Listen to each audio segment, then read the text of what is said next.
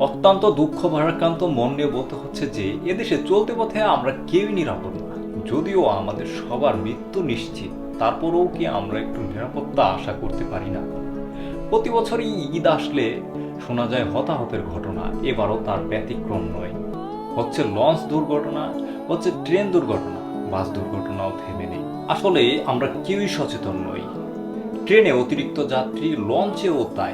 বাসে যে যেভাবে পারছে নিচ্ছে, আর এতেই দুর্ঘটনা ঝুঁকি বাড়ছে। প্রতিদিন খবর খুললেই শুধু শোনা যায় দুর্ঘটনা আর দুর্ঘটনা। কেউ বাসায় ফিরেনি, আর কেউ হাসপাতালে, আর কেউ আর কোনোদিন ফিরবে না। সবচেয়ে ভয়ঙ্কর ব্যাপার কি জানেন? আমরা এখন এগুলোকে স্বাভাবিক মনে করি। আজ অন্যের সাথে হচ্ছে, কাল আপনার এবং আমার সাথে ঘটবে।